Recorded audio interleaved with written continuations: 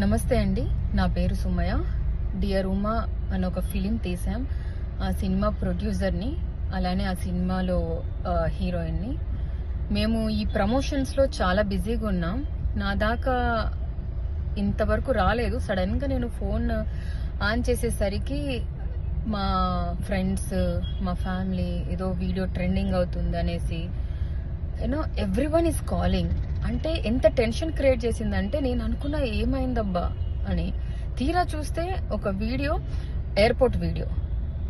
ఆ ఎయిర్పోర్ట్ వీడియోకి వాళ్ళకి నచ్చినట్టు ఏదో కామెంట్ చేసుకొని ఏదేదో పోస్ట్ చేస్తున్నారు.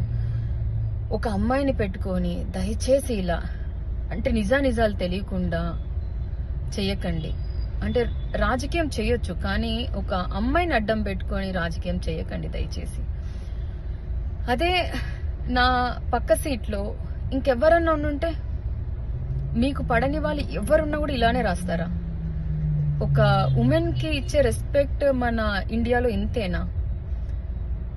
I'm feeling so bad about this. నాకు అసలు మాటలు కూడా రావట్లేదు ఏం చెప్పాలి అని. ఎందుకంటే దాంట్లో నిజం లేదు. మా ఫ్యామిలీ ఫొటోస్, మా ఫ్యామిలీ గ్యాదరింగ్స్. నేను అనంతపూర్ అమ్మాయినండి. ఆబ్వియస్లీ మాకు చుట్టరికం ఉంది, మాట్లాడుకుంటాం. ఇంటికి వెళ్ళడం, వాళ్ళు రావడం, మేము వెళ్ళడం జరుగుతూనే ఉంటుంది.